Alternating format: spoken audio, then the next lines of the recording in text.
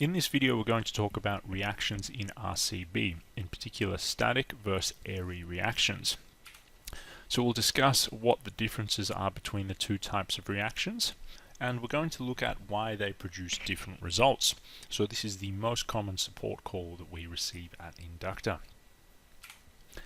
So to view the reactions, we have many different ways that we can view them. This screenshot just shows basically one of the ways it can be done. So after the model has been meshed and analyzed, the results tab becomes active, and we can view the static or airy reactions on screen, look at some more detailed internal forces for the selected load case or load combination. We also have the option of showing both static and airy at the same time. So this is done under Settings, Viewing Options. Now, what is the difference between static and airy reactions? So static reactions are evaluated by assembling and solving the global stiffness matrix of the structure. So basically, just like any other frame analysis package, we consider the frame action of the structure. So the forces are distributed based on the stiffness of the various elements, the materials that are input. Bending moments and shear forces are calculated in columns and walls if they are fixed. Airy reactions is simply the calculation of reactions by tributary area. So if we were doing a load rundown by hand, how we would do it. Basically, this is what the program is doing when we select airy reactions. So the frame action of the structure is ignored, so the stiffness of the structure itself, stiffness of the vertical elements, material properties, none of these are considered when calculating reactions to the airy method. There will be no bending moments in columns if they are fixed, and the only bending moment in the walls will be due to the uneven distribution of the axial load. So a very common question, which one do we use? Basically, static reactions, it's very hard, or it's harder to visualize or rationalize the load paths that are present within the structure. So for basically two-way flat plate slabs, sort of uneven distribution of columns and walls, and basically not on a grid, it may be difficult to determine what the load path is. Hence, to get a feel for how the load is being distributed and how the reactions are coming about.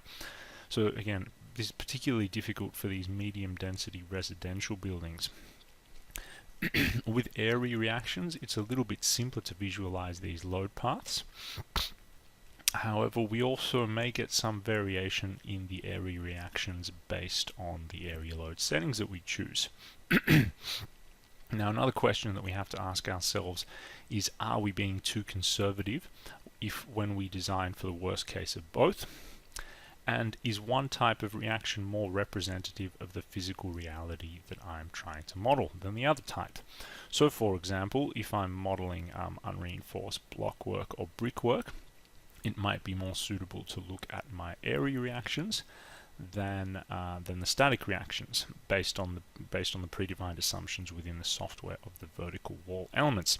And for example, if I was looking at cast in situ walls acting as deep beams, it might be more suitable to look at static reactions than airy reactions, because we need to consider the stiffness of that vertical element to get a true distribution of the loading or the reactions.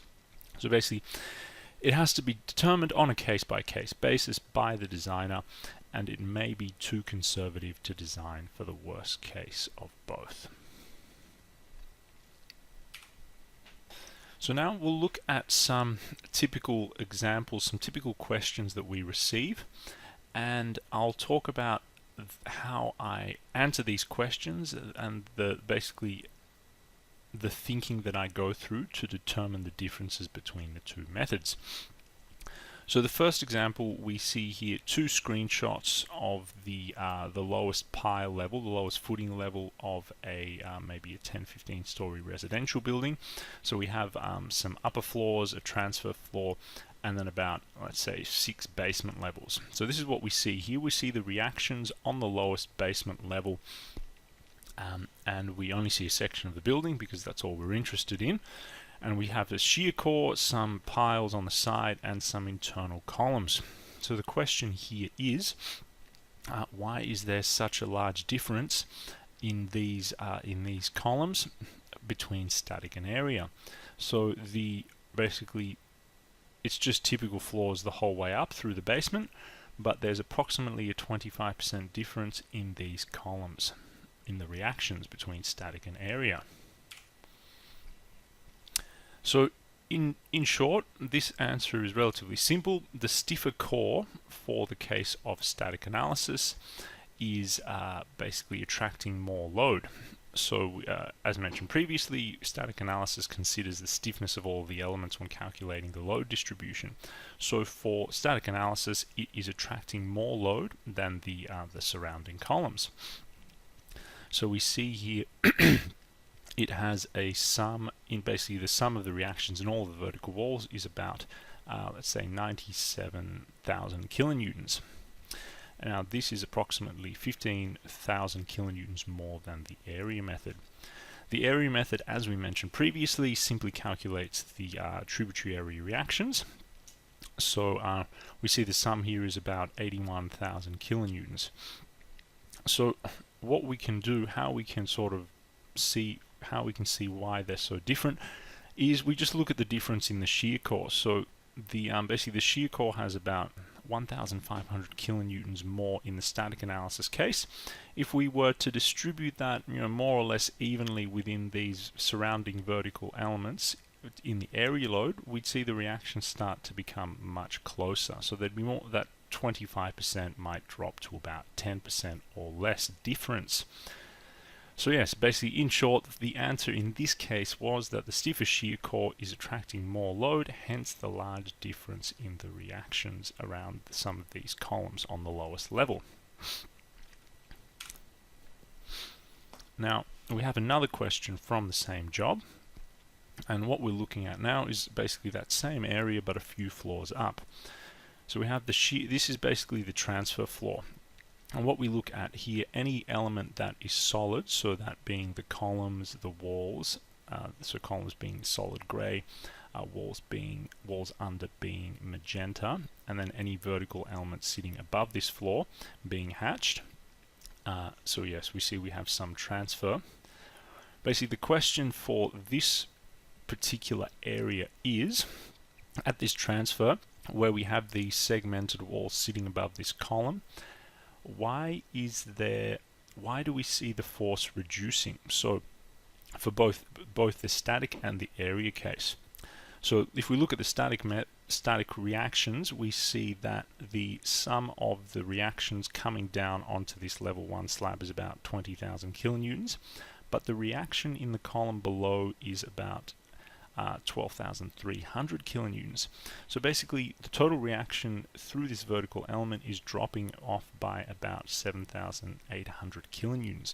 So again, this is just for the static ultimate vertical loading going straight down. There's no lateral loading here. So where is this force going? Why has it dropped by such an amount? We also observe the same thing in the tributary area method. So we see the sum of the force is about 22,000, so again within about 10% of the static reactions for these walls coming down onto the level 1 slab. However, we lose about 3,300 kilonewtons when we go down to the column below. So what's happening? Where is this force going? So basically what we do, how we answer this question, is we perform a sensitivity analysis. What we mean by sensitivity analysis is we start varying the input parameters that will be influencing the reactions to see what effect they have. That way we can determine exactly what is causing this difference. So firstly, we'll answer why is the area reactions different. So the previous question, basically it sort of wrongly assumed that all of the force from these walls would go directly into this column below. So when calculating tributary areas, it's relatively simple to think about, to visualize the basically the transfer of force for pressures. It just basically we draw our areas out, calculate the tributary area, sum up the pressure in that area, and then put that into the relevant supporting element. However, it's a little bit different for point loads, line loads. So let's just look at this segment here where we have this circular column, just this span here, and then the shear core on this side. This 8,900 kilonewton point load coming down on this column, this will be spread out to basically some of it will go to the shear core, some of it will go to this column as well. The amount obviously depends on the distance it is to the relevant element. So we can see that the majority of this 8,900 kilonewtons will go to this column, but it would be wrong to assume that all of it would go to this column. Some of it would go to this this wall as well. So yes, there'll be some distribution based on the distance between these two supporting elements. So this is essentially what is happening with these walls. So we have some, let's just look at the case of these two end wall segments. Not all of it will go into this column here. Some of it's going to be distributed to this column down here, and some of it to the shear core. The variable that controls this distribution when we look at area reactions is basically a setting called the distance weight. So if we go to settings, system settings, it defaults to, well, for this particular example, it was initially set to distance weight equal to 1. So when distance weight is equal to 1, the lowest setting, basically it means loads will be distributed more evenly around all of the supports. So by setting this to 1, we're putting more of this 5,700 kilonewton force into the shear core. Same with this one, more of it will go into this column here, and a bit less will go here. So if we go back to this previous slide for the area load, this this total force, some of it will be shedding off to the shear core, some to the column below, and a bit less here. Now let's see what effect changing the distance weight has on the sum of these reactions. So just switching on wall subdivision and improved load distribution, these won't have too much of an effect. What wall subdivision does is it just breaks up rather than averaging the load on the wall as a line load, it will put it in as point loads. However, the wall's already segmented, it won't have too much of a difference. Improved load distribution as well, it won't have an effect for this case. You can have a look at the user manual to see exactly what's going on with these two. But changing the distance weight factor to 3, we see the load distribution in these segments has changed, so probably that's affecting what's happening on the upper levels, but the total in these walls is more or less the same. But changing this distance weight factor to 3 means that a larger percentage of the reactions in these end walls will be going to the closest support, so to this interior column. Now, looking at the area reactions, so on the left here we see the area reactions with a distance weight factor of 1. On the right we have a distance weight factor of 3.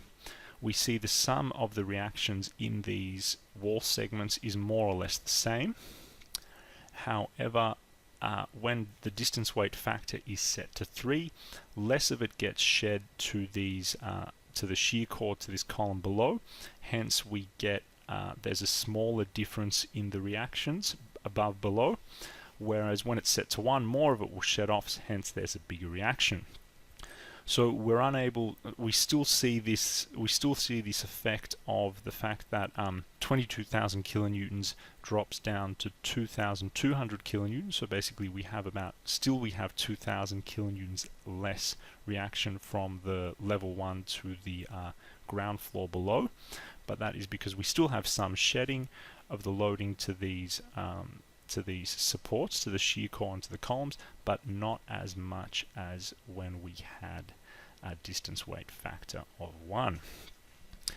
So basically what we saw in this example was that we saw two things. We saw the effect that the distance weight factor has on the distribution of our area method reactions, and we also saw that for walls, for point loads as well, there will be basically, for the case of a transfer floor, that reaction sort of gets spread out to all of the various supporting vertical elements underneath.